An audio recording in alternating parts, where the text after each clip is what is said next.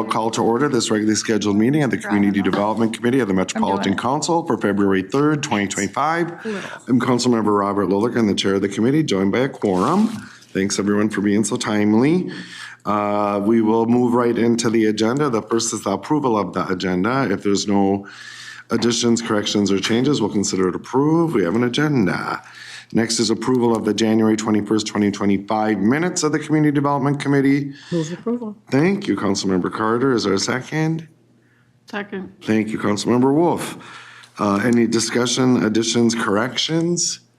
Seeing none, all in approval, please say aye. Aye. That carries. Next, we move on to our consent agenda. 2 items. Is there a motion to approve? So moved. Thank you, Councilmember Bento. Second by Councilmember Lindstrom. Discussion, hearing none, all in approval, please say aye. Aye. Aye. That carries. So moving right on to our non-consent business agenda, we have 2 items. The first is item 2025-45 to approve the community tree planting program notice of funding availability. And Gillian Greenberg is here to present. Welcome, Gillian.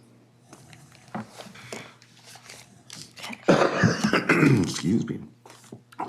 Okay. Hi, Chair and Council members. I'm Gillian. I am back with the Notice of Funding Availability for the Community Tree Planting Grant Program. And today we're seeking your authorization from this committee for this NOFA, which will send it then to Council in 10 days. So we'll walk through some of these details about the program. They may sound and look familiar, hopefully at this point, but there'll be a few updates since we last talked. So as a reminder, the Minnesota State Legislature established this new council program in 2024. So they directed the Met Council to establish the grant program and appropriated $2.5 million for funding for the program. And in that, as they set it up, they also set up purposes for the program. So there are 3 key purposes that focus on removing and planting trees on public land, replacing trees lost to pests, disease, or storms, and creating a more diverse tree canopy for the metro area. The statute language also included priorities for the funding. So the 2 legislatively directed priorities are on this screen. The first one focuses on removing and replacing ash trees that have been lost. And the second one is focusing on prioritizing projects that are located in census block groups with a supplemental demographic index score in the 70th percentile or higher within the state of Minnesota.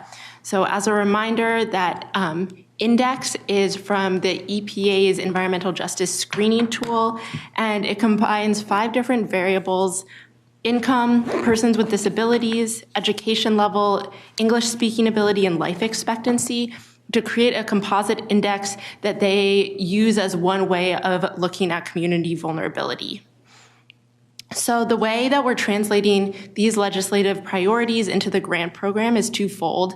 It occurs both in how we review, the order in which we review the projects, and it shows up in the evaluation criteria itself.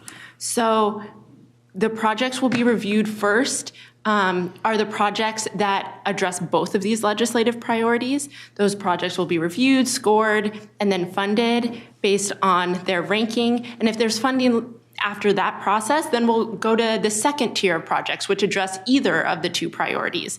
We'll go through that same process, scoring, ranking, funding those projects, and if there's still funds available, then we'll go to projects that don't address either of these priorities. So the other place where these priorities show up are in the evaluation criteria. We have 5 evaluation criteria for this program, and there are more details about all of them in the Notice of Funding Availability, but I'll just call out a few details that have been updated since we've last talked. So on the criteria that focuses on the urban heat island, based on our last conversation, we've changed that focus to be on residents that experience the urban heat island effect, not just areas of the metro area that experience higher temperatures on the ground. And then on that fourth criteria, we've adjusted it to really focus on the health and resilience of the tree canopy, really pulling in, as you read the details of that criteria, the focus on ash trees that shows up in the legislative priority. So we've scoped that to be a little more specific and then kept the points across all of these criteria at 20 each. We see all of these criteria as supporting the health of the tree canopy for the region overall, and together they'll give us a composite score for each of the projects.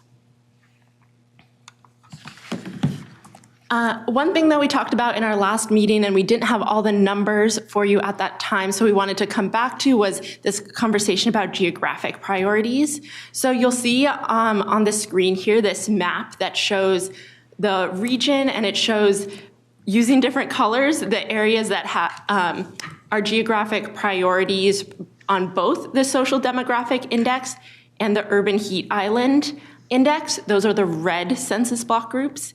Then you have little yellow census block groups that are still high priority on the social demographic index, but they're not high priority on the urban heat island index.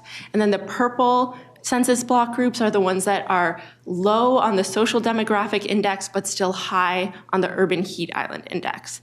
And then you'll see the breakdown of how communities fall in terms of having census block groups in any of those priorities. So overall, we have 97 communities across the region that have at least one census block group that is a high priority based on the social demographic index.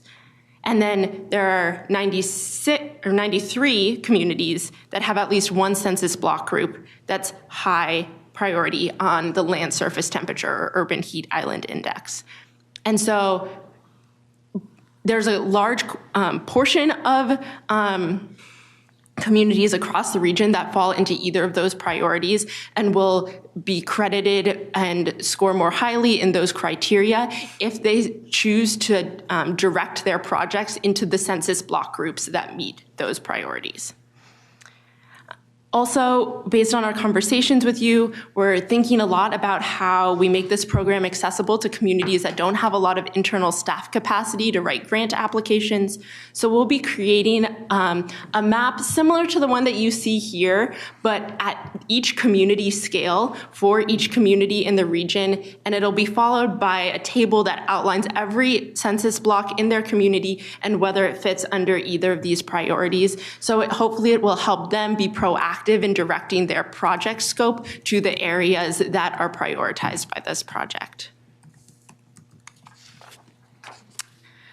So in terms of what happens next, as I mentioned, if this committee authorizes the notice of funding availability today, it'll go to the council meeting next Wednesday. And then we're looking to open the application window on March 5th and close it April 18th. Then a review team will evaluate all of the applications, and we'll be back in late spring with updates on that for you all, with the hope of getting grant agreements out in late spring, in June, hopefully. So the action for you all today is to authorize the notice of funding availability for this program. And I think that's all I have. So Great. Thank you so much. Thanks, Gillian. I appreciate the work. I really appreciate the changes that were made based on conversation here at the committee. Feel heard. And thanks for putting together, you and to the others that worked on this, for putting together a thoughtful, clear sort of process. It's new, right? So we'll learn something from this round, but there's so much interest in the communities, on this council, and at the legislature, and what we're doing here. So I appreciate it. Questions or comments on that report, committee members? Councilmember Carter. Yeah, I am ready to move, to make the motion. I Great. just wanted to say thank you for expressing our thoughts. Yeah. And very much appreciation for the work.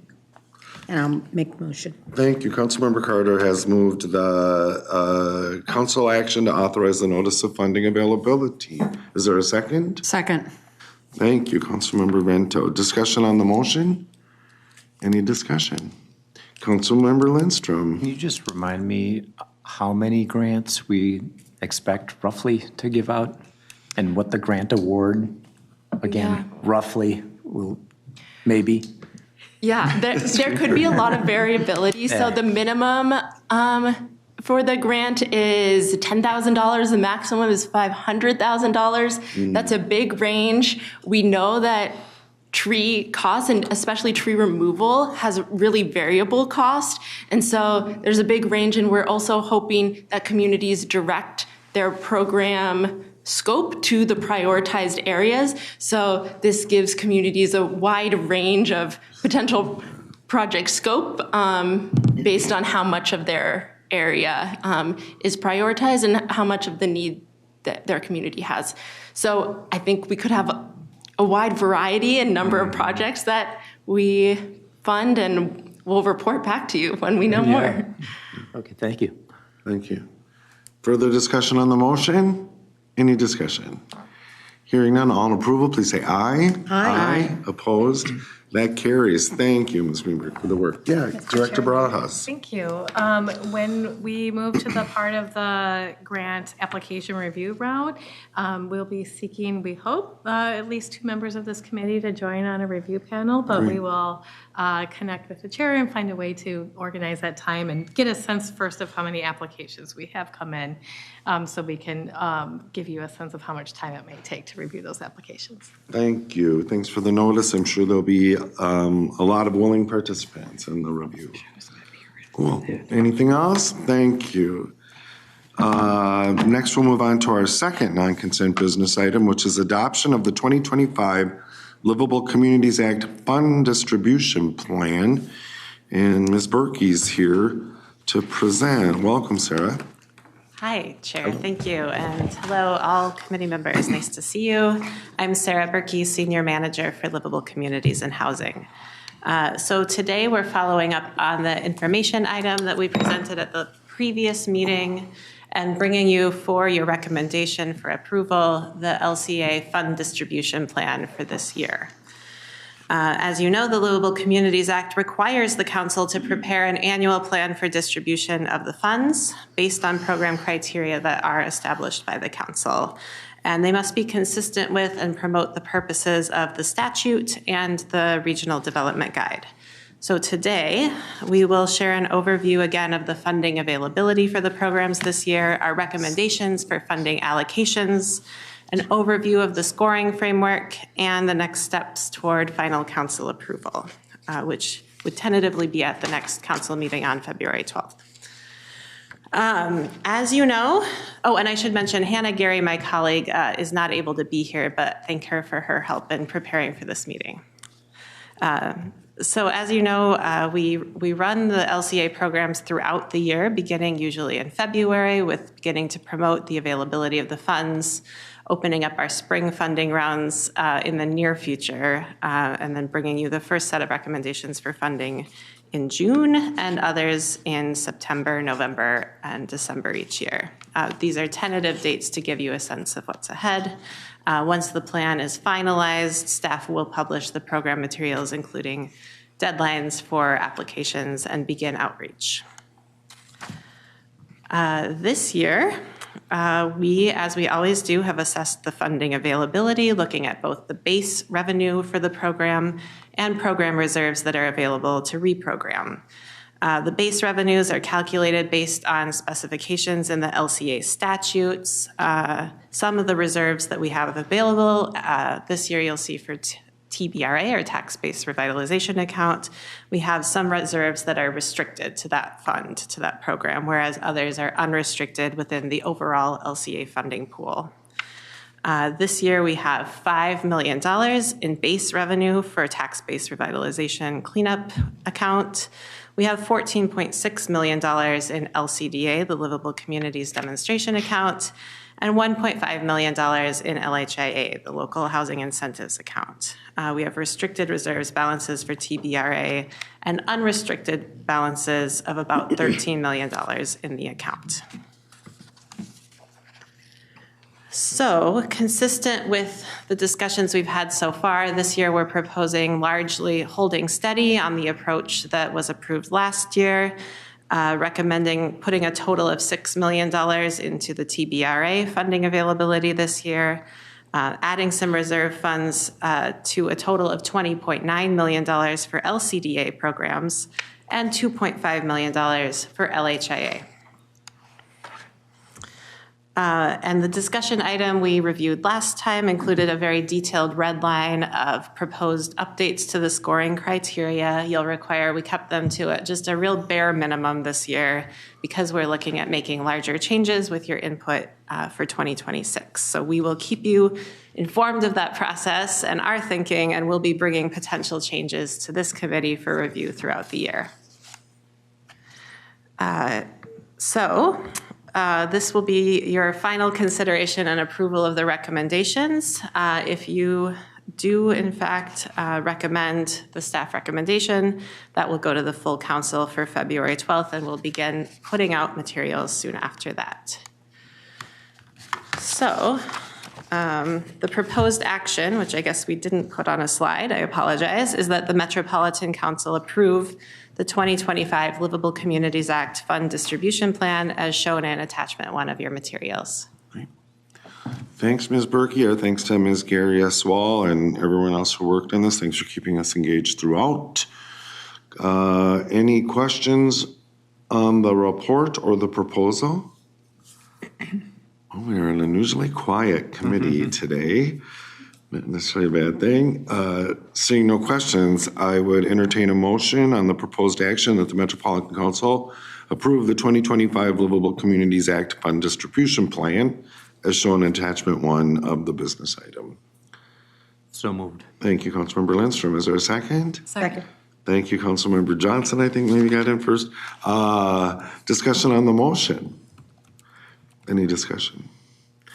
Hearing none. Excellent work, Ms. Berke, Ms. Gary. Seeing no further discussion, all in approval, please say aye. Aye. Aye. Opposed? That carries. Thank you. We look forward to future actions. And now moving into our information items. The first is a report on the comprehensive plan amendment. It's an annual report, and that will be given by Mackenzie Young Walters. Is this right? Yeah. And okay, and Gaby Olvera. Thank you. Welcome to the committee. Thank you. Good afternoon, Chair and council members. My name is Gabriela Olvera, but I also go by Gaby. I'm a planner with local planning assistance in community development, and I'm here with Mackenzie, who's a senior planner, and we'll be presenting the findings from our inventory and analysis of amendments to local comprehensive plans. Great. Oh, I've never used this. Okay. For the past few years, LPA staff have been compiling information related to comprehensive plans, amendments, to better understand their overall impact and report on any themes that we identify. So today we'll be providing an update on how and why local governments are amending their plans, the overall impact of amendments, and highlights from the 2024 amendments. So we're just going to start by reminding the council members a little bit more about why cities amend their comprehensive plans. Comprehensive plans provide direction and predictability to meet the needs of the community and the region in the future, or into the future. We expect communities to amend their plans as they respond to new and unforeseen opportunities, whether that be for new housing, jobs, and other planning-related changes that may occur throughout the years. A major reason that the council reviews and authorizes these amendments is to ensure that we can course correct to support the orderly and economic development of our region and its communities. Through this process, we've seen two types of reasons why communities might amend their plans. One being it's more of a development-driven, and others more planning-related. When we say development-driven, we mean that this typically involves changes to guiding land use to accommodate a specific project. However, they may also be accompanied by a MUSA expansion, a staging change, an annexation by ordinance, or a forecast change. And when we say planning-related, that often involves policy or text revisions that stem from a neighborhood plan or any other planning study. And so an example of that would be if a new guiding land use is created to change the allowable density range of an existing land use. And these examples also highlight that communities can adapt their comprehensive plans to changing needs and priorities, as planning is an ongoing and evolving process. The overall highlights for amendments between 2019 through the end of November 2024 include the following. So communities within MUSA account for 89% of amendments. The annual number of amendments has continued to decline since its peak in 2021. Most amendments propose changes in guiding land use or text changes, and Council has found 16 amendments to be inconsistent with regional policy. In this slide, we provide more of an overview of the authorized amendments between 2019 and November 2024. And during this period, we've received 409 amendments with 447 actions. And of these 409 amendments, 306 have been administratively reviewed by the Council. I'd also like to note that it's been 2 years since we've adopted new administrative review guidelines. And since then, we've seen approximately 7% increase in number of amendments being administratively reviewed by the Council, meaning those have not come to CDC. And that being said, we've received 103 amendments that have been reviewed by CDC. 16 have had policy issues, which is a relatively small number. And it also demonstrates that Council staff work with communities to resolve those issues. And 15 amendments have resulted in community designation changes, which is not super common. So between 2019 and 2024, you'll notice on this slide that most amendments were submitted by emerging suburban edge, and suburban communities. The least number of amendments have come from the more rural community designations, which include rural center, diversified rural, rural residential, and agricultural. As we mentioned earlier, 89% of amendments came from communities within MUSA, which might explain why communities within the rural service area have fewer amendments. And here we provide a breakdown of the type of amendments that we've received since 2019. Amendments proposing land use changes within associated development remains as the most common type of amendments, followed by amendments proposing land use changes without an associated project or development. And then you'll also notice that we received more of these type of amendments than last year. It's been common that we've received fewer amendments related to MUSA expansion or development staging, which development staging just means that a site may have been identified for development in 2030 to 2040, but then they decided they wanted to do that in 2020 and 2030 instead. So that's just an example. And now I'll be passing it over to Mackenzie, who is going to speak a little bit more about the amendments that we received in 2024. Great. Thank you. Yep, so 2024, I will say just for the purposes of this report, we ran the numbers from November of 2023 to November of 2024. So it is 12 months, but there is a little bit of a stagger from the calendar year. Just throwing that out there in case you were expecting to see something that isn't here. It may have been in December. That being said, we had 49 different communities submit comprehensive plan amendments this year. That's out of 181 communities that are subject to comprehensive planning requirements. We had a total of 87 amendments come in. As Gaby mentioned, the vast majority of these are reviewed administratively. 67 were administrative, so that's 77% were reviewed at the staff level. 20 did go before the Community Development Committee for review.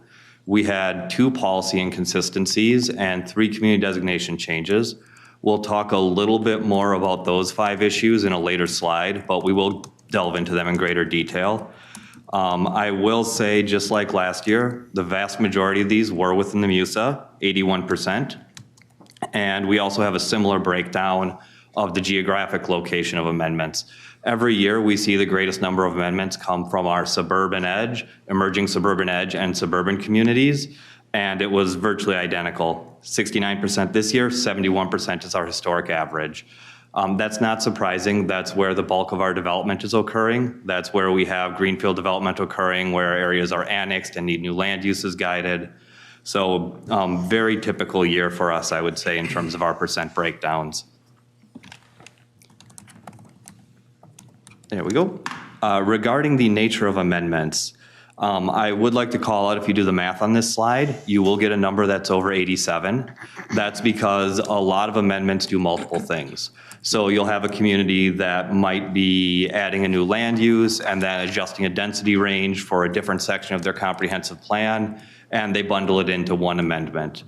Or they might have two parcels that they're re-guiding in different portions of the community. So anyways, just wanted to throw that out there. This is the number of actions, which does not quite correspond to the number of amendments.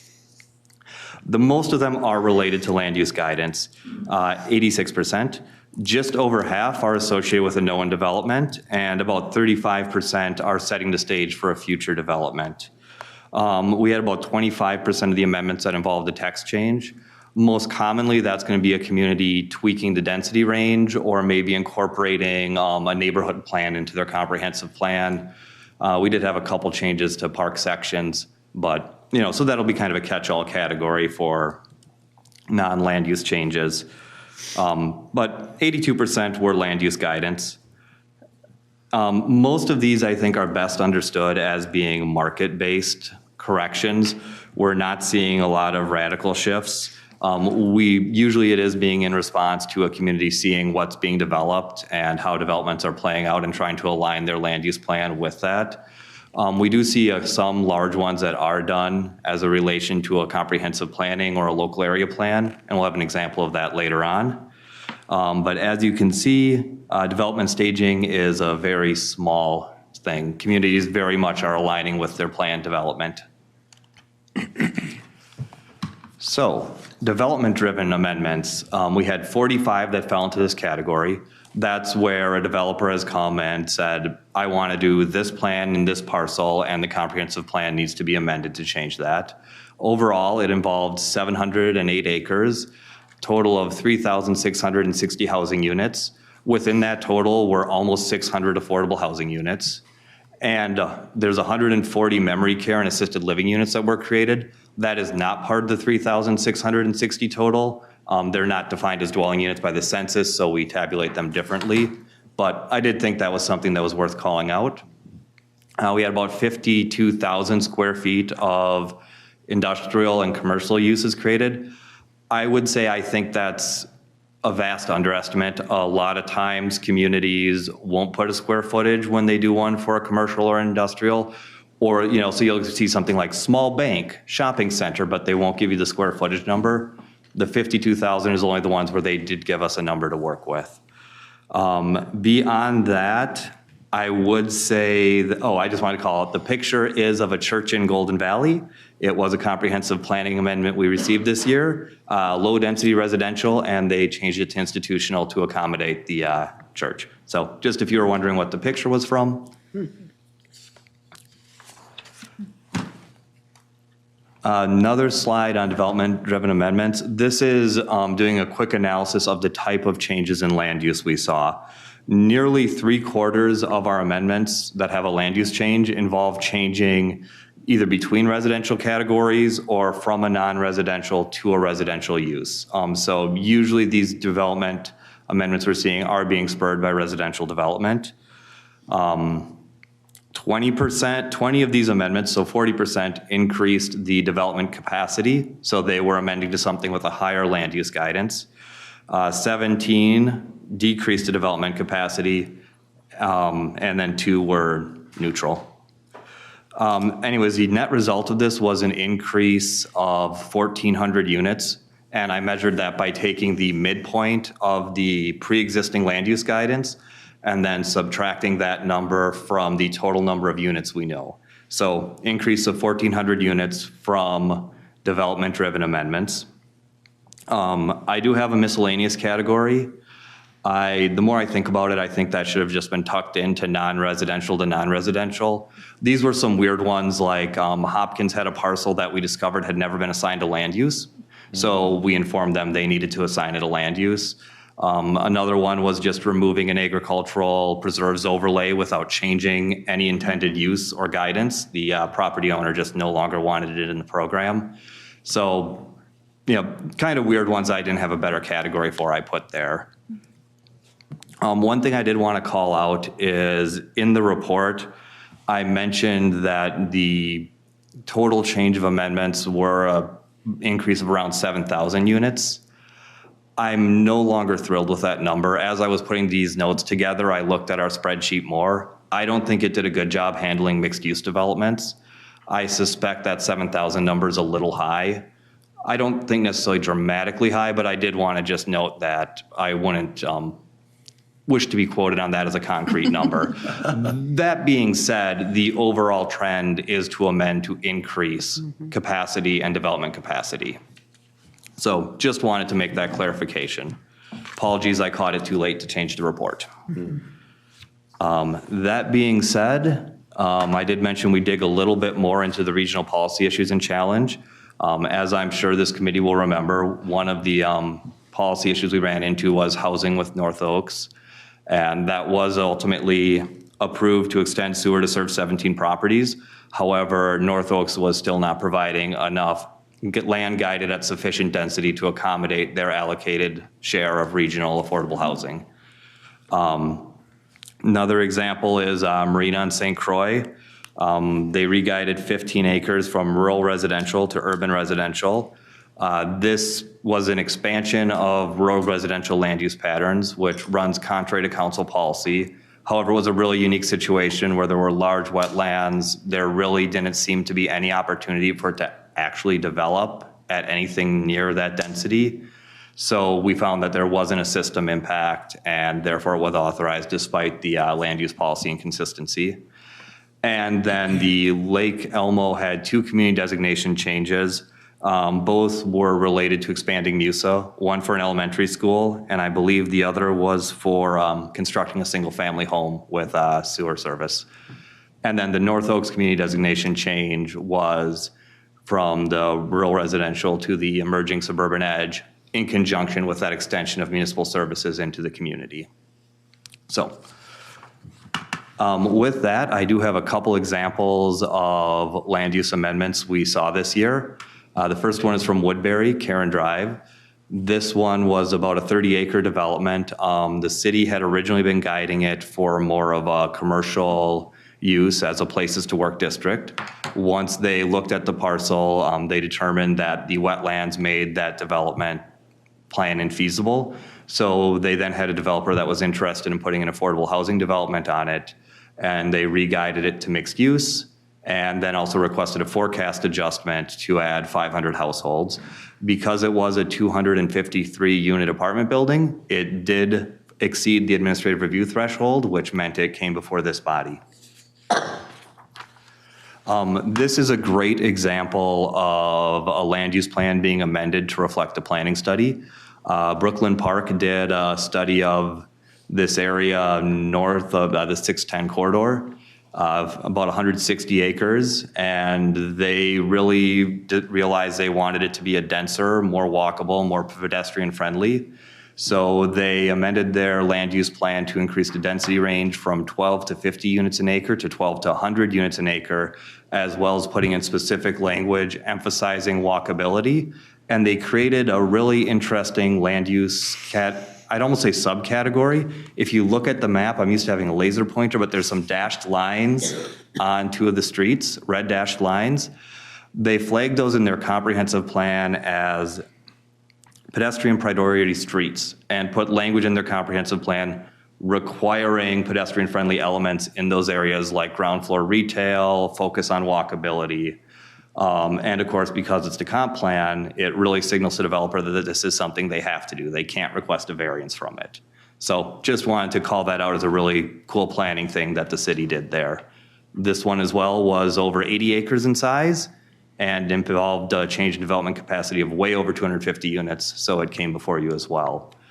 And then I wanted to highlight an administrative one. These are kind of the bread and butter ones that we do at a staff level. What we have here is Elko New Market. There was a 17-acre amendment. If you look at the top picture, you'll see the brighter yellow. That's a medium density district. Sometimes when communities have large parcels, they'll split the land use guidance on them and have part of it for one use, part of it for another use. When they do that, we always ask them that when they actually know how it's going to develop, they come in and clean that up so that the land use map matches what's actually going in on the ground. In this case, the city had originally envisioned kind of a medium density buffer area around that institutional commercial area to the south and east. However, a developer came in and proposed entirely low density development, so the community submitted a land use plan amendment to reconcile that. All told, I didn't write it down, but I think it was like an 86 unit development over about 34 acres or so. With that, I'd be happy, as would Gaby, to answer any questions you may have. Great. Thank you for the report. Thanks for your work on this. Very helpful report. And I have one quick question, and then I'll turn to the rest of the committee for discussion and just sort of an evaluation of the timeline savings that we've realized through the administrative review process. I know that was a big interest of council members when we established that. Yeah, so as Gaby mentioned, we had about a 5 to 10% reduction between the 2 years. It averaged out to about 7% in the number of reviews that had to go to council. When that happens, when we review it administratively, assuming it's a complete application and, assuming that everything's together and we don't need supplemental information, it's almost always a 15 business day review. Okay. It hits our desk, we distribute it, and then we get a letter authorizing the amendment out in 15 days. When we can't do that, a lot of times it becomes a 60 calendar day process. And unfortunately, sometimes because of the way council dates line up, we then have to take an extra 60 days and it becomes a 70 to 80 calendar day review process. So communities are always ecstatic when we tell them that it's likely to be eligible for an administrative review. Great. Thank you. Helpful. Committee members, further discussion? Councilmember Lindstrom. Yeah, I was going to ask a similar question. So we put this in place, I think it was in the fall of 2022, the administrative guidelines. And can you just remind me what the threshold is, just a high level on what the threshold is between administrative versus committee? Yep, the big triggers are if there's a development capacity change of 250 units or more, and that's midpoint of existing density versus midpoint to change density up or down. 5% or greater change in community forecast will also trigger a council review. And if it's over 80 acres in size, it then also triggers a council review. There's some other minor, and then also, of course, if it triggers a policy inconsistency, then of course it has to go forward. Great, good question. Further discussion, Councilmember Wolf. Thank you, Mr. Chair. I've brought this up in the past, and here I am, a broken record again, I guess. But it would be nice to call out how many units of apartments we end up with that were re-guided from something else. Because, we make cities have so many acres of high-density residential, but it seems like so much of the high-density residential that's actually built is on things that were re-guided from something else, dead commercial or, that sort of thing. And tracking that would be helpful.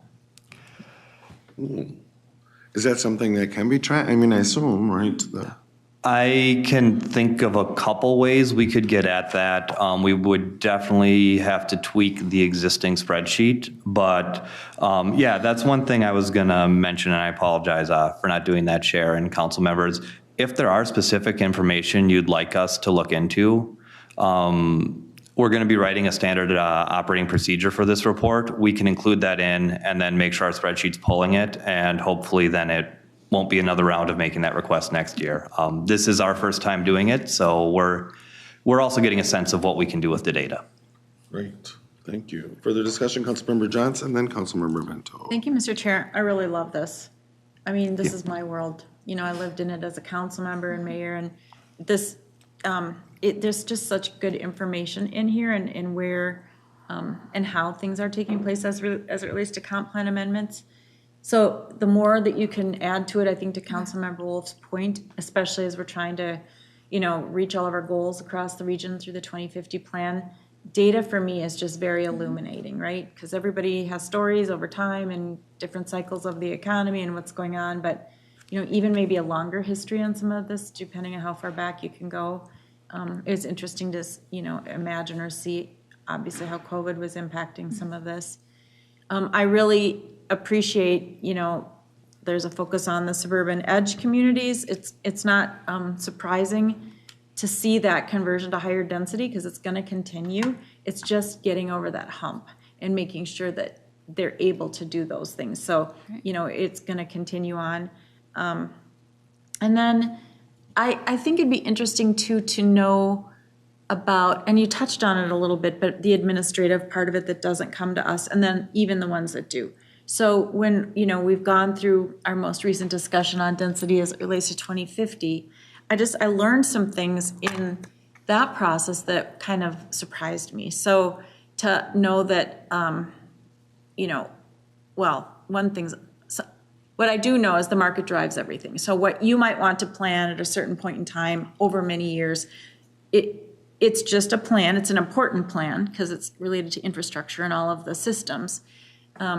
But the market's going to always drive everything, and that's why I appreciate even just market changes driving, you know, comp plan amendments. And whether it's advancing a phase or pushing back a phase, because sometimes cities have development coming at them so fast they have to put moratoriums on and all of that business, which isn't a comp plan amendment. But so that fascinates me. And the other thing is, and I didn't know this, but that cities don't always have underlying zoning that goes with the guiding that they have. Now, the PUD is probably always available, so technically that would suffice, but PUDs, depending on, I like PUDs, I came from a community that I felt we use them very well. I'm sure everybody who goes with a PUD, their community is feeling like that's what they should do, but I find it interesting, and I don't think we have any say in the matter, but I think that if we could encourage cities to have an underlying zoning that fits, at least one that fits with each of their guiding comprehensive plan guide levels, that would be helpful, and to not always just rely on the PUD. I think for the developers, it gives some certainty that they've got a shot at something, whatever it might be, because if it's low density, high density, or something in between, there's a zoning plan that they could work from that the city you would think would be amenable to, since the city puts the zoning in place. So that's just one thing I've thought of. The other thing that and maybe I'm not reading it right or when it comes through us, but when we do get a comp plan amendment, I really appreciate the reports that come with it from staff. And so, the parts that conform, or the parts that, when we're approving it, it's going to be conforming things, unless it's just a flat out denial, and we've seen some of those too. But, the advice that the city should do X, Y, and Z. So we're going to approve this, but here's what we are expecting of you, or recommend that you do. And so in some of those cases, where guiding has gone from a higher density to a lower density, you've got to make this up somewhere, is essentially what I'm reading into some of this. And I'm just rethinking that, if we, again, coming off of all the conversations that we've had on densities, if we're going to give that recommendation, and I am a big believer in local control. So cities who are listening to me right now, just bear with me. But that just seems to be an interesting juxtaposition we find ourselves in, where we are working through this debate about higher densities versus lower in these very areas, and yet at times are, doing our job by allowing an amendment to go through, but saying, hey, you have to think about in the future what you do. So, but that to me just is perplexing in a way. So those were the questions I've had that just kind of came to mind again as I was looking at this. And I look forward to seeing more of this. I think this is hopeful, at least certainly, in those communities that are still growing and emerging and developing. But it's just also really important in those redeveloping communities, because I've got those now too. Plymouth is probably poised to be the first that really goes there, but you can see where they are re-guiding. In fact, I think their biggest development ever in Plymouth redevelopment is the old Prudential site, which now will become mixed use, will become much more dense. It will have all different types of housing and jobs, and it's just phenomenal. So I just want this body to know that over time, it is true that cities and developers will figure out a better use and land becomes available, and that's how the density will go from those lower densities and start to increase over time. So I think your data showed me a lot of that, and I just think it's fascinating. I appreciate this. So I'll be watching for more, and if there's anything else, you want from us, I just appreciate it, and I'm sure this group will have lots of ideas. Thanks. Any comment or, Director Bras? Thanks. I just wanted to make a note, thank you, committee members, that on comprehensive plans where we are advising the city to look for future opportunities to re-guide to higher densities, it is because those amendments are frequently inconsistent with our housing policy. Correct. Which is different than being inconsistent with the minimum average density for their overall community designation, which is often a lower density requirement. That density threshold for community-wide density often leads into a conformance issue, which is what we saw at North Oaks and why we're moving through a plan modification process. It is very rarely that we say that a density proposed lower than that minimum community-wide density is okay. It's usually if we find that it isn't a substantial impact or a substantial departure. And that's often only in very small communities like a Gem Lake or those type of very small communities where they're only off by, they have 1 acre and they're meeting, half acre off. Some small communities around like Minnetonka. So where we're seeing that recommendation for considering future areas is so around that consistency with housing policy, which isn't a conformance issue that we can make a plan modification around. Thank you. Any other comment, or I'll move on to Councilmember Bento, please. Thank you, Mr. Chair. I too really appreciate and enjoy this kind of a report. It's just so informative. I was at first kind of excited when I saw the 140 memory care assisted living units, and then I thought, oh no, only 140. And on Friday, Councilmember Wolf and I were at the Dakota County Legislative Breakfast, and there was a lot of talk about how good schools are a draw for developers and for families looking for homes. And I've known that all of my adult career was a big point when I was working for my local school district when I was teaching, and for MEA in Education Minnesota during my career there. But I think going forward, senior care is also going to become like schools, and wanting to have senior care settings that are close by for families. And given today's news, the recent study about the very significant increase in microplastics showing up in the human body, and in particular the brain, while they don't know all the effects of it, we can't help but start drawing some conclusions on our own as amateurs. But I just hope that we can encourage communities to really keep an eye on that. I've mentioned this before, but I have a dear friend who's in a memory care unit now, and the peace of mind it gives her to be in that setting is so important. The peace of mind in a time when her mind is struggling a lot. So I appreciate this work. Thank you. Thank you. Excellent points. Further discussion, Councilmember Wolf. Thank you, Mr. Chair. I was just going to follow up on that. That is just comprehensive plans for those. Right. That's not the Right. total Right. development. Right. There's probably Right. that many that have gone up just in Lakeville in the last year or so. Right. But I'm speaking of Mr. Chair, I'm just speaking of in comparison to the other numbers. Okay, Mackenzie, follow-up? Chairman, Councilwoman, just to echo that, one of the reasons why we would see so few involving memory care units is most cities make it a practice to allow memory care, institutional assisted living in all of their residential districts, and as well as in institutional districts. So it's pretty rare that there's going to be a trigger for a comp plan amendment. Oh, okay. It'd usually be, if it's a completely, they're rezoning a commercial or something, Okay. which wouldn't allow any sort of residential. Also, because we don't consider them dwelling units, there's a lot of times where it won't trigger one. I had a community say, oh, we want to do a memory care. We think it's outside the density range. Is that a problem? Nope, those aren't units. If it's allowed by your zoning and comprehensive plan, so. Interesting. Councilmember Bento, then Councilmember Wolf. Great explanation. Thank you for correcting me, but I still want to make my point. Oh, yeah. Because without a doubt, those of us who have had to find housing for a loved one struggle. It's really difficult, and trying to find it in a geographic area that works for the family, providing the support for that individual, so. Excellent point. Councilmember Wolf. Thank you, Mr. Chair. I know that we don't consider them dwelling units because the census doesn't consider them dwelling units, but it is an important thing to track, and the geographic location of that is something that we should be keeping an eye on, that those sorts of places are available throughout the metro because they're needed throughout the metro. Agree. Excellent point. Further discussion on this excellent report? Any further discussion? Seeing none, thank you very much. Good first effort. You said it was your first time doing this. Look forward to the next.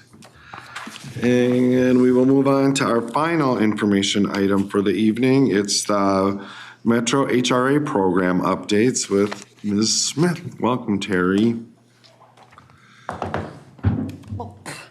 I'm going to fall down on my way. Thank you, Mr. Chair and council members. I'm here to provide an information on an update. My throat's a little funny.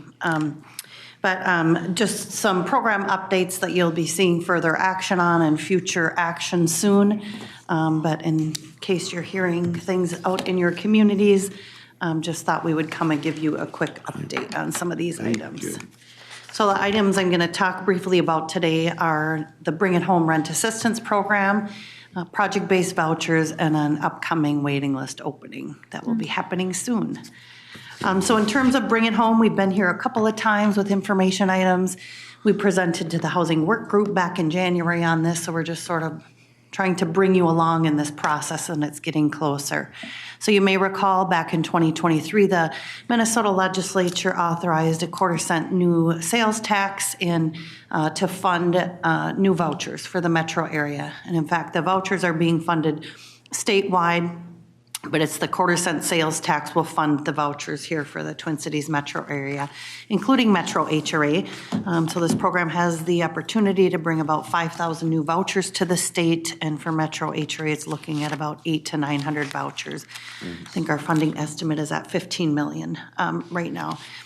So funds are distributed for this program based on the number of eligible households according to the American Community Survey data. In terms of eligibility, these three things are in the actual law. And so this program will serve households with annual incomes up to 50% of area median income that are paying more than 30% of their income on rent. And so as we think about our federal housing choice voucher program and think about the differences between these state vouchers and our federal program, it's that are paying more than 30% of household income on rent. That's different than the federal program. And so these differences just mean we'll have to develop different processes and certification forms and those kinds of things to get at that. This law also states that priority shall be given to households with children with annual incomes up to 30% of AMI. So the lowest income families with children.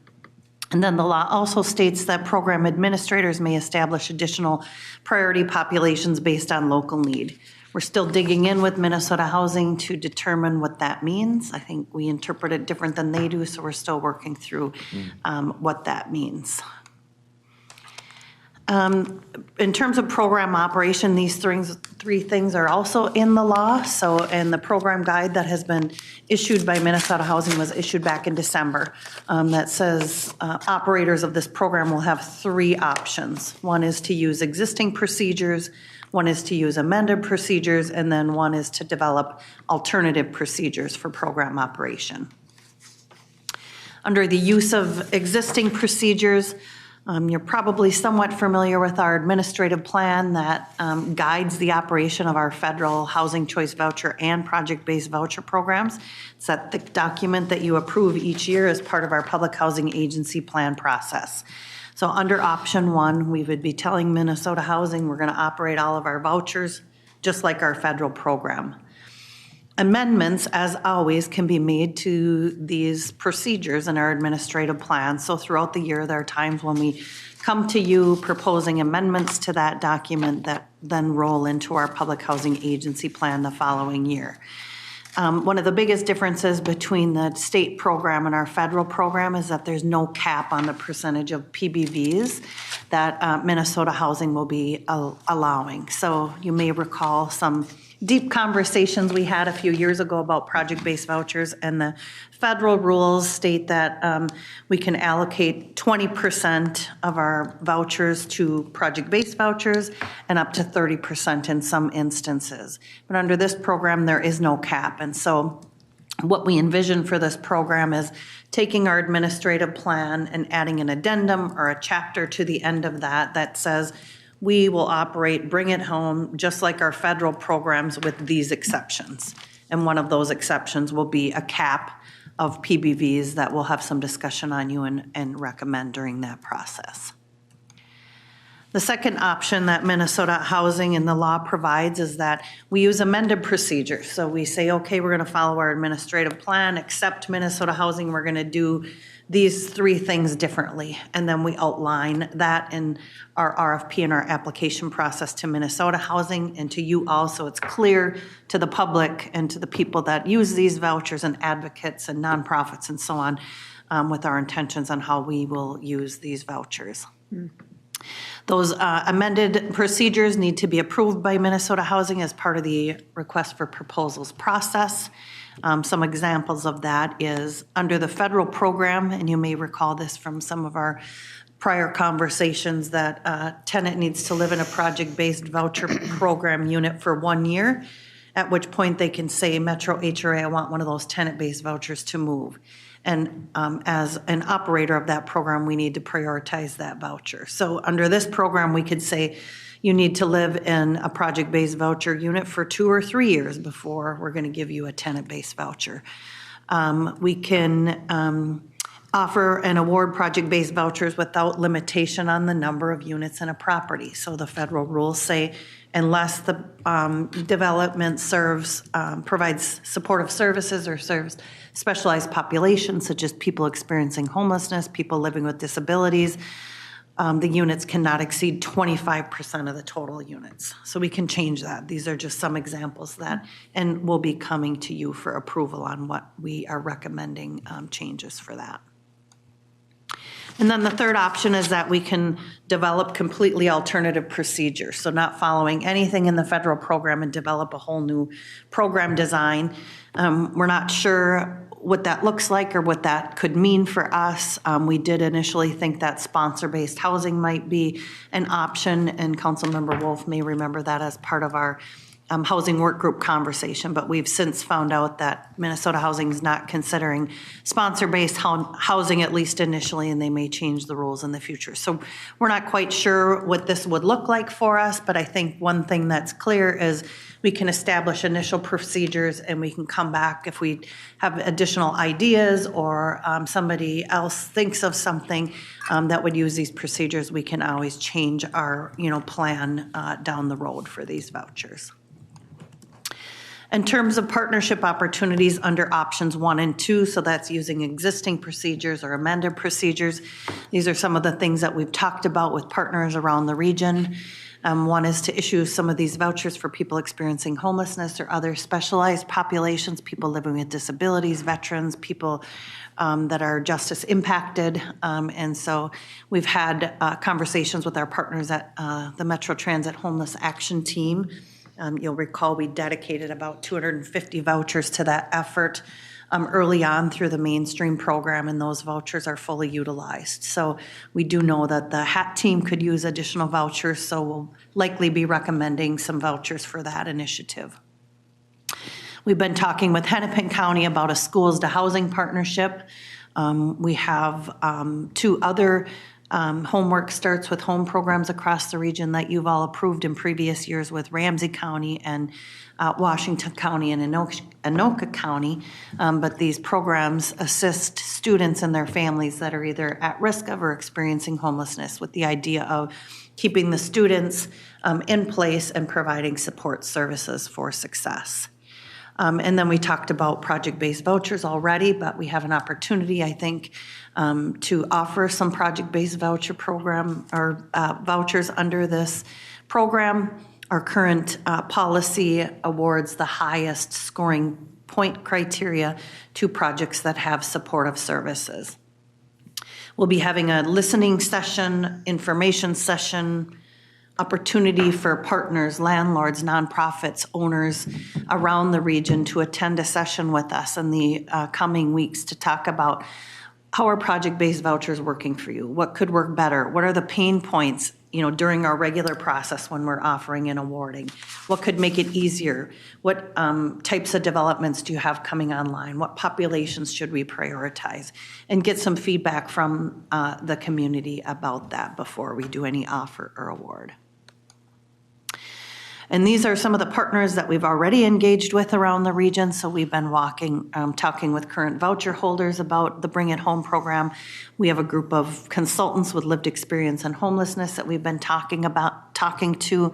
We've been talking with all the county housing stability teams, the continuums of care, owners. We worked with the American Indian Advisory Council. We've had 3 sessions last week with the HRA voucher holders that self-identify as American Indian.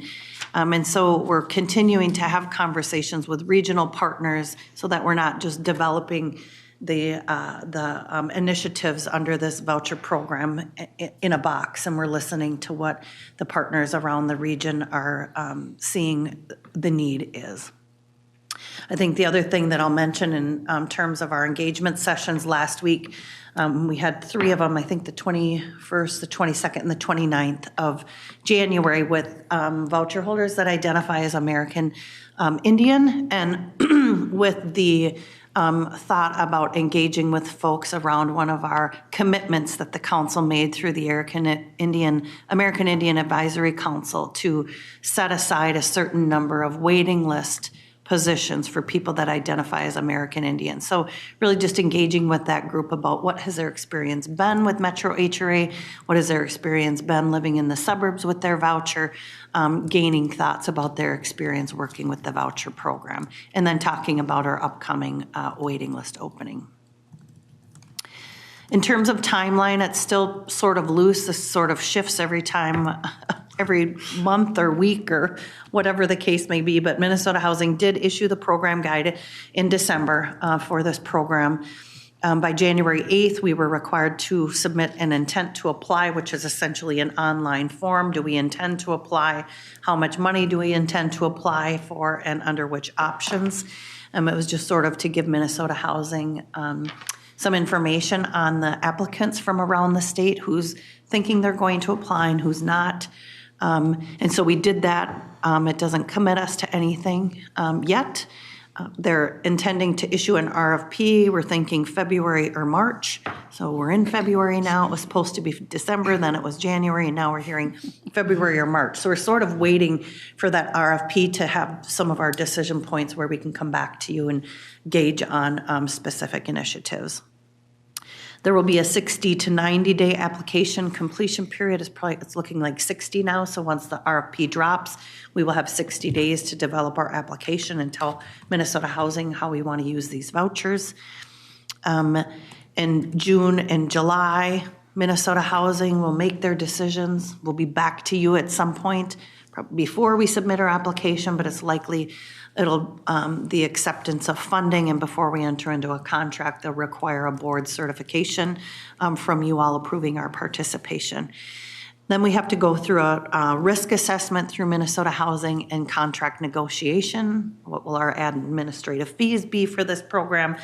What will the contract terms be? And so it's a pretty long period in there. We want to deploy these resources as quickly as possible. So I would say the very soonest it will happen is August. That's probably an aggressive timeline, maybe even January of 2026 when these resources are on the streets. So we're certainly going to do it as quickly as we can, but knowing there are a lot of pieces to work out before then. So that's bring it home. Do you have questions about this before I go to the next piece? Questions for Ms. Smith? Councilmember Wolf. Thank you, Mr. Chair. So under the other project-based vouchers, we found that there was a wrinkle where you could only get them before construction or after the building was done. Does this one have the potential to not have that loophole in the middle? Mr. Chair and Councilmember Wolf, that's actually a really good thought. Yes, I mean, the rules under the project-based portion of this are very few. So it almost is, makes me a little bit nervous how big our sandbox is for this program. But I think that's a really good point, and one I didn't mark down yet. So I will make note of that. But that's absolutely one of the things, because there's a financing timing thing in there that's in the federal regulations that we don't have to work with here. I think another one is the feds require an environmental review on existing housing units where there's no rehab being done. We can get rid of that. So I think we're just trying to look for ideas on how we can make it easier, deploy the resources quickly. So good point. Thank you for that. Great. Thanks for that. Great question. I had some just similar related questions. And so please, before I recognize Councilmember Bento, just on this project-based voucher question, and it's more permissive, what we're seeing at the state level than from the federal, was there any sort of discernible legislative intent in this, or is it really just an open sandbox, as you say? Mr. Chair, it's an open sandbox. Great. I mean, the stuff I covered early in the slides in terms of the population that we serve and the income levels are really the rules for this program. It has to be used for rental assistance. Sure. So that's clear. I'm getting over a cold and a scratchy throat today. And so, yeah, we have a lot of decisions to make, and which is why we've been engaging so many partners on this, but yes. Appreciate it. Further discussion? Thank you, Councilmember Wolf, for giving that. Further discussion, Councilmember Bento. Thank you, Mr. Chair. Regarding the nonprofits, Terry, will that include nonprofits that serve youth as well as the elderly? Mr. Chair and Councilmember Bento, absolutely. And we've been talking with county partners. One of our colleagues is presenting through the Minnesota Interagency Council on Homelessness on Wednesday on this initiative. And so we're trying to spread our wings far and wide, and sort of an early taste of what I sort of envision is an RFP focused on specialized populations with supportive services. For young people, for people with living with disabilities, for people experiencing homelessness, for people that are justice impacted. You know, our purpose of talking with partners all around the region is to see what type of housing are the developers building? How can we play into that? Where is there existing housing that are serving people that we can link into that are already existing that would be a quick win? Great. Great question. Chair, further discussion, Councilmember Johnson. Thank you, Mr. Chair. Just briefly, and so Terry, you know, this has been coming for a while, so it's coming to focus. And you must obviously talking to partners, but you know, we did have a contingency of advocates come, you know, when we were having our deeper conversations back in the day. Mm-hmm. So I'm assuming they're all very happy about this and that flexibility piece of it.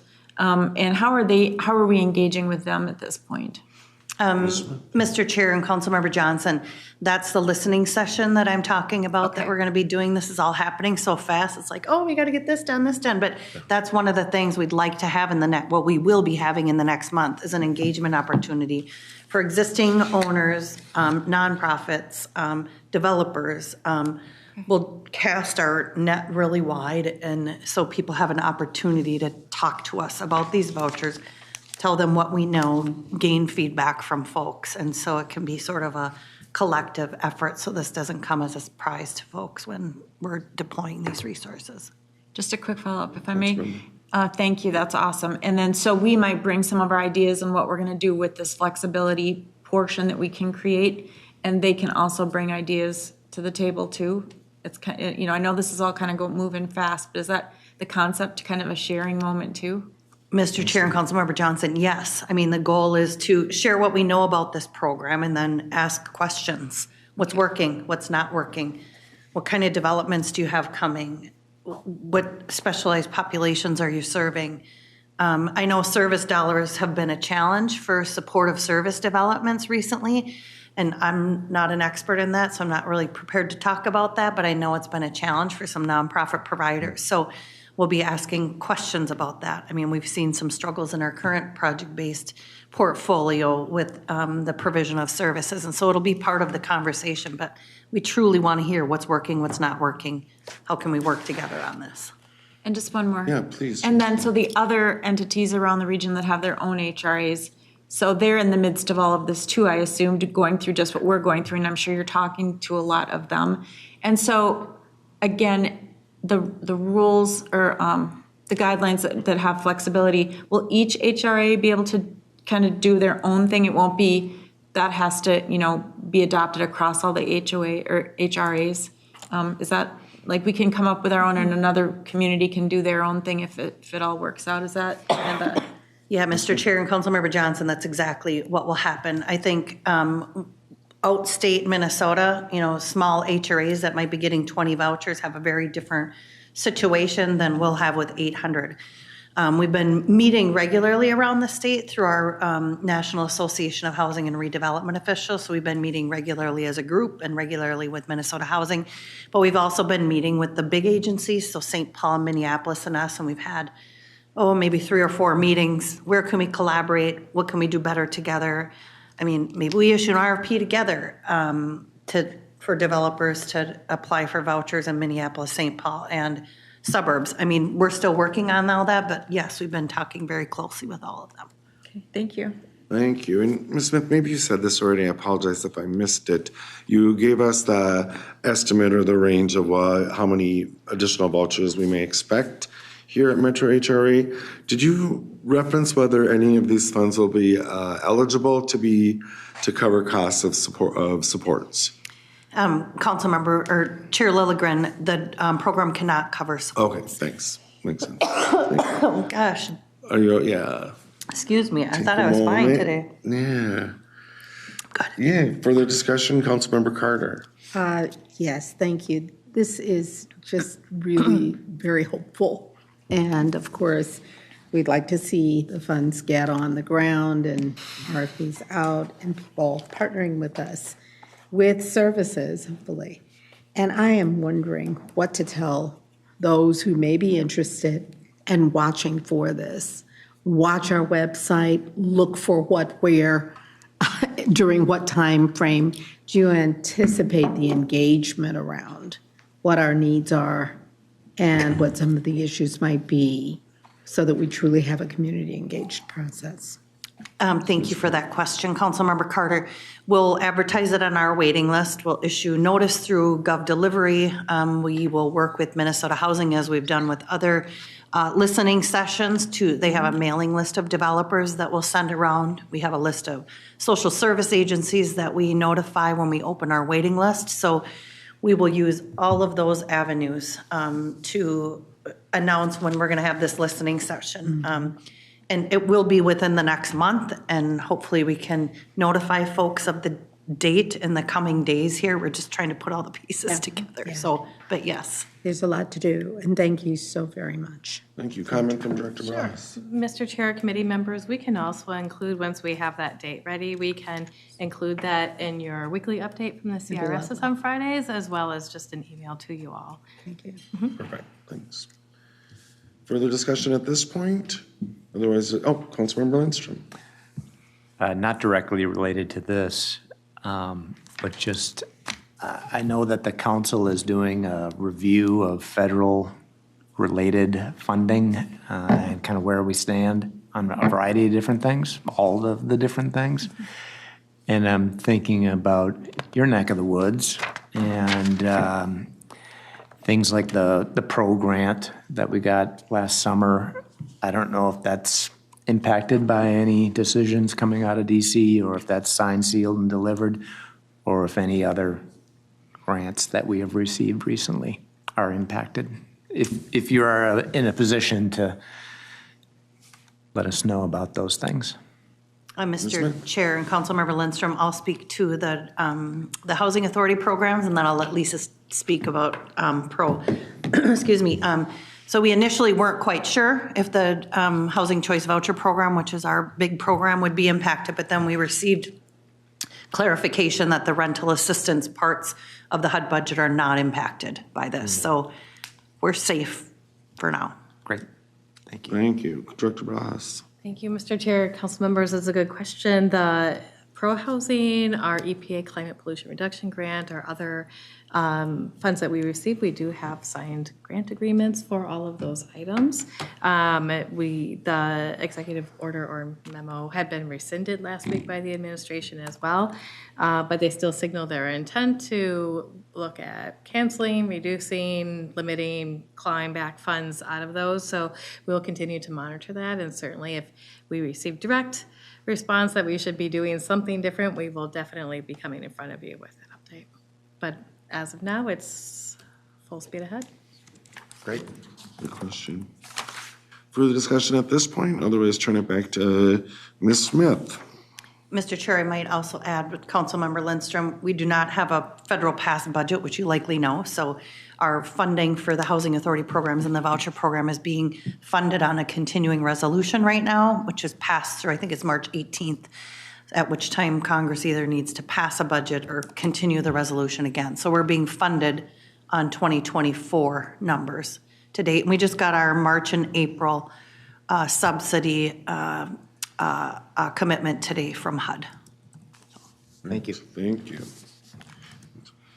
So project-based vouchers is our next topic for tonight, and we talked a lot about this. So I'm not sure there's anything more to say on this, but clearly, as we've talked, they're much more flexible than under the federal program. There's no limit on the percentage award, so we all can decide what that looks like.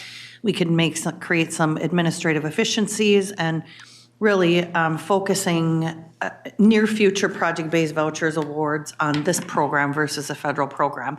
And I just put in here that we ended program utilization for our Housing Choice Voucher Program right at 100% for 2024. So just making clear we don't have a bunch of vouchers sitting on the shelf waiting to be used. So I'm glad we have this new resources to make some project-based voucher commitments. And then waiting list opening. One of the discretionary areas we have for this program is for Bring It Home is we can use our existing waiting list, so our Housing Choice Voucher waiting list, or we can open a new one and have a separate waiting list. We've talked round and round about this, and we all think, I'm talking about the HRA leadership team and other housing authorities around the region, mainly St. Paul, Minneapolis, that it makes sense to use our existing list. And so our existing list has about 500 names, households on it today. And so we've been talking about and preparing for a waiting list opening, which we thought was going to be first quarter of this year, but that's moving along. So it's not going to be first quarter, but it will be soon. We'll be opening the waiting list for the broader voucher program, but we'll also include Bring It Home in that waiting list. Now, know that project-based vouchers in many cases are not filled from the waiting list, particularly if they're serving specialized populations. They come through referrals, either through coordinated entry, through nonprofit service providers, et cetera. But we will deploy these resources also as tenant-based vouchers, and we'll need a waiting list to do so. I think the other key piece here is you'll remember that the new Bring It Home vouchers have a priority for households with children. And so we've been talking a lot with Minnesota Housing about that. Yes, we want to provide housing to households with children, But we also know that many of the people in the region that are facing homelessness and unsheltered homelessness are single adults. So we're trying to strategize on how we can get to both populations, serving both populations with these vouchers. And so we're in close communication with Minnesota Housing, but one of our strategies is to have a shorter waiting list so we can move through families with children and get to single adults in a timely manner. We're talking with counties about partnerships for these vouchers that maybe would go through coordinated entry. We've also talked a lot with our consultants with lived experience, and actually through the engagement with the American Indian community last week too, about do we have a longer list, open less frequent? Do we have a shorter list and open more often? And the feedback we're hearing is a shorter list and open more often because it gives people more opportunity to apply. I think it's clear to us that we don't want to have an open waiting list all the time. We don't want to have a 10-year waiting list. It just gives people false hope. People move around. It's not effective. And so we're thinking through all of these pieces. And when I say community engagement has started, we've been having conversations with the library community, with our consultants with lived experience, with the American Indian community. And a part of that conversation has been around the preference commitment that the council made through the American Indian Advisory Council to set aside a certain percentage of waiting list opening spots for people that self-identify as American Indian. And so we've had conversations. We're thinking about what the appropriate percentage is as a result of that. And we'll be coming before you again in a few weeks with an administrative plan amendment recommendation to adopt that policy so that when we open our waiting list, we have that policy in place. Great. Question or comment from Councilmember Bento? Strange question, but I'm going to ask it anyway because I have little time left to ask strange questions. But do you know of any nonprofits or housing efforts where you were talking about wanting to provide housing for families with children, but there's been a lot lately published about isolation and people who are living alone. And actually while Angela Davis was on vacation or somewhere last week, they did a segment on the significant increase in people who are not getting married and not having children and people living alone. And I think that undoubtedly can contribute to isolation, particularly, as you age and life changes. But I'm wondering if there are any nonprofits or housing programs where people try to match up roommates. I know that sounds kind of goofy, and it sounds like going back to college dorms, and I don't mean to imply that, but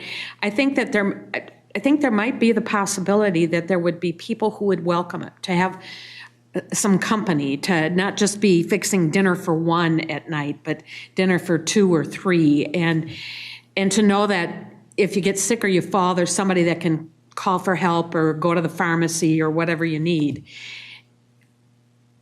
Is that ever in the realm of conversation? Yeah, Mr. Chair and Councilmember Vento, we made an amendment to the administrative plan. Maybe it's even been 5 years, to allow shared housing in certain situations. So that's an approvable type of housing. It's where you have your own living space or your own bedroom space, but then you have other shared facilities in the same home.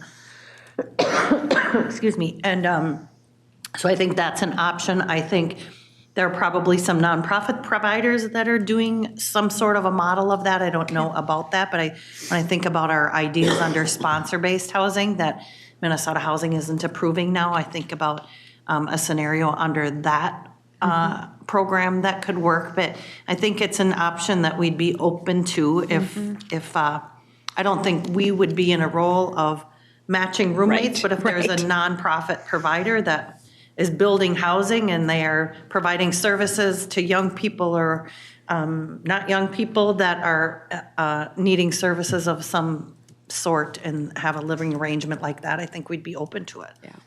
Thank you. Well, thanks. Excellent question. I think it's about crafting an RFP that allows people in and allows collaboration and creativity. And instead of sticking to these federal rules, clearly we need to put parameters around it and be fair. But I think creativity is what will allow us to deploy these resources. Great, well said. I think the potential for creativity is just a huge advantage of having these state dollars. I'm really intrigued and excited about the conversation about having a shorter list that opens more frequently. To me, that makes a lot of sense. I know lists are long, waiting lists are notoriously difficult to manage even, right? And so, yeah, I'm excited to see where this lands. Yeah, further discussion, Councilmember Johnson. Just briefly, thank you, Terri, for all your hard work. This is so complicated, and, you know, your expertise and passion and know how to get all this stuff done and then think outside the box when these opportunities come together. It's just, you know, I just don't know if people really understand all across the spectrum how hard this work is. So thank you for that. And the other thing is, do we engage at all or let our congressional delegation know how we're trying to do this here in Minnesota as a model perhaps to retool or rethink how it's done at the federal level? Now, I am not naive enough to think about, you know, it's an easy path for change regardless of who's, you know, in the White House at the federal level. But it just seems to me that we are a leader on so many things, and especially as it relates to housing, that we should hold this up and let them know about what is emerging, and maybe some other staffers or others could tune in and kind of keep an eye on it. And if we have any advocates then at the federal level, I just think it's worth holding up outside of our region and state. Yes, thank you, Mr. Chair and Councilmember Johnson. There's through an industry group that we're very active in called the National Association of Housing and Redevelopment Authorities. We're part of the Minnesota chapter, but we're also active at the national level. And so there's the state day at the Capitol is February 19th. So I'm signed up for that, and we'll be meeting with legislatures. And then early March, we're going to DC to meet with legislators there about funding for affordable housing broadly, but certainly in our packets, we'll be putting stuff specific to our state at that conference, and where we can lift things up as part of both of those organizations. So, yes. Great, thank you. Great. And just before just building on that, if I may, really quickly, and thanks for your engagement and leadership in those associations as well. And it just makes me wonder, I mean, I always have those kind of systemic questions. Well, can we inform from the state to the federal level? But because you're involved in these associations, are there other states that are doing this? We're not alone, or, yeah, please. I'm not aware, Mr. Chair, I'm not aware of anything around the country to this scale. So I'm on a national housing committee that's made up of housing authorities all over the country. Sure. And so I brought this up a couple of times there, and, you know, talking to people at national conferences, I'm not aware of anything to this scale. So I think it's worth highlighting. Okay, thank you for that. Councilmember Vento. Oh, I'm sorry. Just on this point real quick. So, and then has we're working hard, head down, but as this emerges, I hope it gets some good press, and I hope, I just think that this is just so important to our core mission here, and, whoever could, pick it up and give it more life and breath to move it around and expand across the country, but certainly to kind of unlock a little bit of the hurdles that we've got to jump over at the federal level to do things. So thank you. Right. Excellent point. Further discussion, Councilmember Vento. 2 points, and I don't mean to tell you how to do your job or your national organization, but several years ago, Washington County, when they were working on a lot of transportation projects, put together for their legislative program that year a DVD that was brief but focused and factual, very informative, and actually just cool. And it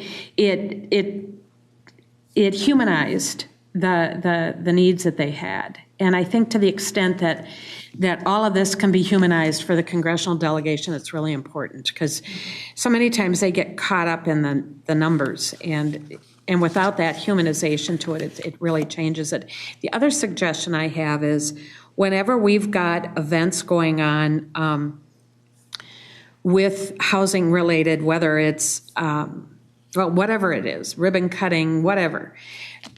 Keeping the congressional district offices here in the Twin Cities informed is really important. If that member of Congress can't show up or isn't always up to speed on what all those details are, I can assure you there's a staff person who's paying attention to it and may, unbeknownst to us, slip into the back of the room someday and be a part of one of those events. So I just want to really stress that. All too often, folks think that if they go to the state capitol or the U.S. Capitol, if they don't meet with that elected official, then it's been a failure. I cannot tell you strong enough how wrong that is. Sometimes the most important people to convince are the staff, because the staff can convince the boss. So just a little pep talk.